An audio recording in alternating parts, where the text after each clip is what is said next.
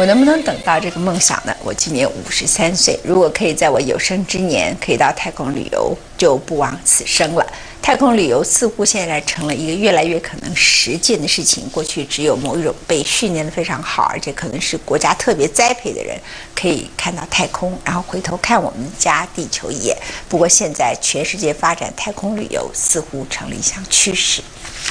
All three engines up and burning. 2, 1, 0, and lift off. The final lift off of Atlantis on the shoulders of the space shuttle. America will continue the dream. 佛罗里达州甘乃迪太空中心升空的美国太空梭亚特兰提斯号是太空梭第135次，也是最后一次的飞行任务。历时30年的太空梭计划从此烟消云散，走入历史。30 years ago. The first orbiter, Columbia, lifted off. It was followed, of course, by Challenger, Discovery, and then Atlantis in 1985. Enormous accomplishments, putting a telescope in space, building a home in space. The nation, of course, mourned when Challenger was lost in 1986 and Columbia back in 2003. Velocity 2,900 feet per second, altitude 9 nautical miles, downrange distance 7 nautical miles. Who can forget that moment? 谁能忘记那浩瀚无垠的太空？美国难道甘心拱手让给俄罗斯、欧洲，甚或中国吗？太空梭计划结束，是否象征美国在太空的领导地位永远失落，无法重返？白宫认为 ，NASA 只是在进行调整，把太空梭计划的部分预算用来研发新型载具，飞到比国际太空站更远的太空，例如距离地球1亿1700万英里远的造神星。现在太空人正在不断熟练新的探勘设备和技术。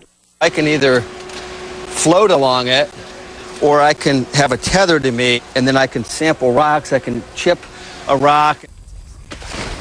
太空总署在佛罗里达州的海底下创造出一个近乎无重力的模拟空间，等待着未来重新投身无边无际的星河。We work there, we live there, we can put anchors. We've built a rock wall, like a climbing wall. We can climb up that wall in zero gravity. 但不管多么宏大的计划，最重要的还是能踏出第一步，让太空人有机会从地球飞到太空。美国政府在登陆月球之后，始终缺乏清晰的太空政策，在目前巨额赤字预算的阴影下，更不可能拨出足够的经费。Mars is always 20 years in the future. It's been 20 years in the future for the last 30 years. I'd like to see how committed we are this time. 政府无心也无力，民间却早就生火待发。等着把商机发射到一望无际的天空，不论Elon Musk的 SpaceX， 或是理查布兰森的维京银河，两位大亨凭借着惊人的财富，要勇敢地实现太空之旅的梦想，让搭乘太空船未来就像搭飞机一样的便利。People used to say to me, look, it'd be impossible to build your own spaceship and your own spaceship company and be able to take people into space. And, that's the kind of challenge that I love to sort of prove them wrong. We want to see a future where we are exploring the stars, where we're going to other planets, where we're doing the great things that we read about in science fiction and in the movies. 有鉴于美国太空总署把目光放眼于遥远的外太空，不少公司因此锁定大气层之上的无重力空间，看作是大有可为的场域。We want to make space accessible to everyone. I mean, that's a revolutionary change, but it's incredibly exciting, and it brings the possibility of space travel to all Americans, which is fantastic. SpaceX 希望明年能够开始载货进入国际太空站，最终的目的是运送太空人，甚至取代原本太空梭的功能。We believe firmly we can send astronauts to the space station within 3 years of receiving a NASA contract to do so. 专属于太空人的太空梭时代看起来是结束了，一段崭新的属于大众的甚至平民的太空旅行已经准备发动了。而今天我们要为大家介绍 Ted 的论坛，今天的主讲者是 Evan Grant。Evan Grant 呢，他是有一个东西你从来没有听过它的名称，我也没有听过，叫做 Semantics 的参与的人。什么叫 Semantics 呢？就是让你听到的声音可以变成看见的技术。TED 论坛是全美国最著名的论坛，如果你要入场券的话，要交$6000。我们非常感谢 TED 论坛无偿的让文茜世界周报可以播出其中精彩演说的内容。今天主角 Evan Grant 了，来告诉你，你听得到的声音能看见吗？这个 Cymatics 的技术让你可以看到贝多芬的第9号交响曲变成一种图像。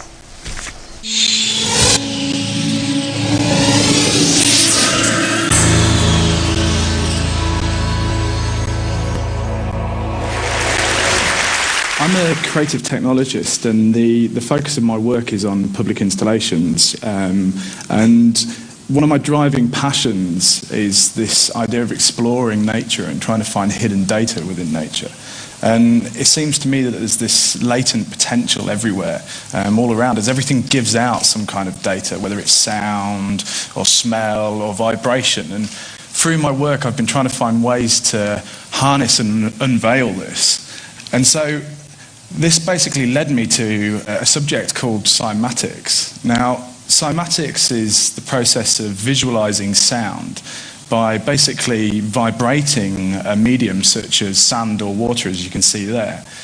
So if we have a quick look at the history of cymatics, beginning with the observations of resonance by Da Vinci, Galileo, the English scientist Robert Hooke, and then Ernest Chladni. And he created an experiment using a metal plate, covering it with sand, and then bowing it to create the Chladni patterns that you see here on the right.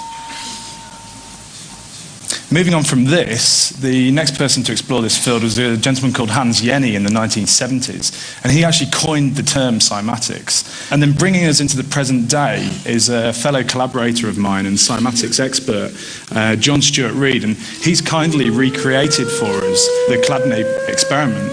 What we can see here is a metal sheet, this time connected to a sound driver and being fed by a frequency generator. And as the frequencies increase, so do the complexities of the patterns that appear on the plate, as you can see for your own eyes.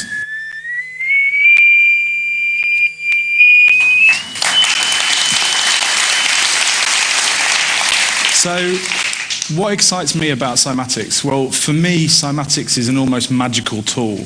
It's like a looking glass into a hidden world, and through the numerous ways that we can apply cymatics, we can actually start to unveil the substance of things not seen.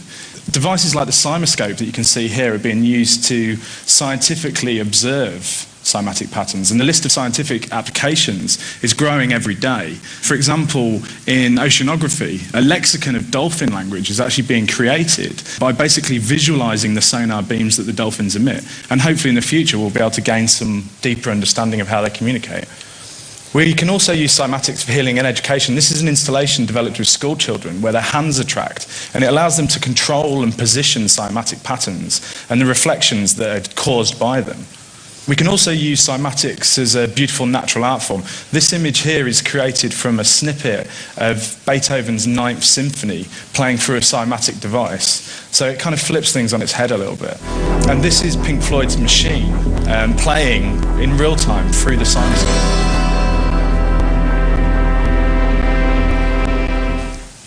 We can also use cymatics as a looking glass into nature, and we can actually recreate the archetypal forms of nature. So for example, here on the left we can see a snowflake as it would appear in nature, and then on the right we can see a cymatically created snowflake.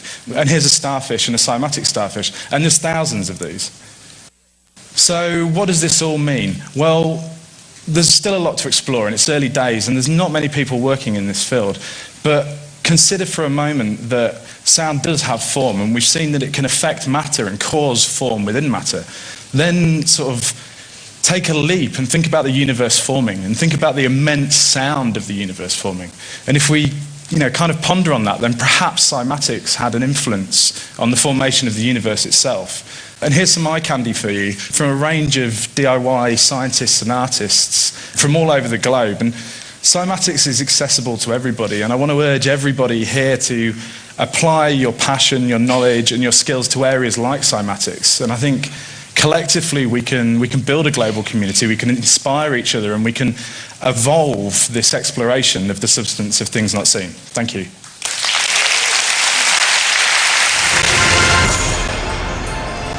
我至少非常喜欢刚才我们所看到的贝多芬第9号交响曲里头，最后你看到的图像，好像没有输给你听到的音乐。接着我们为大家介绍的是非凡的狗，它是国家地理频道最近推出来的一系列。今天要为大家介绍的是纽芬兰犬。这种纽芬兰犬的游泳可以游4公里，然后从直升机跳到湖里头去。人们说，狗不只是比起人忠贞，狗也比我们拥有更无穷的力量。作为人类最好的朋友，如果不是刻意提醒，很少人注意到狗的忠贞性格背后其实有着超凡过人的能力。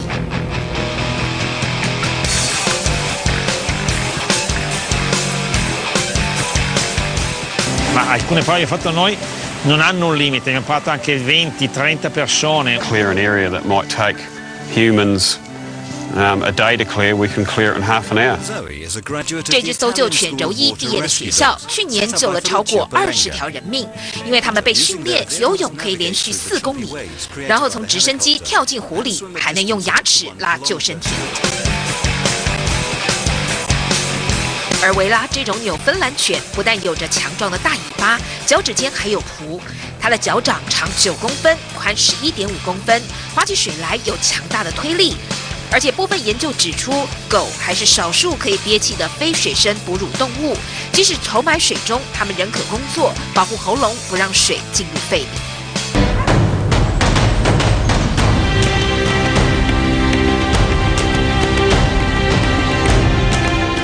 狗的敏捷度是它们之所以能越过瓦砾和崎岖地形的关键。如果不够强壮迅速，坍塌的路面可能当下就让它们铩羽而归。部分狗种还擅长嗅空，能闻出1/4里外的普通人类气味。然而，这样的敏捷从何而来？专家深入研究狗的生理结构，发现狗的骨盆、残叠肌肉、后肢与尾巴组成的后半身，移动时需要超大能量。这种大量压力必须被吸收引开，以至于这些狗一天得燃烧2000多卡热量，相当于一个成年男子。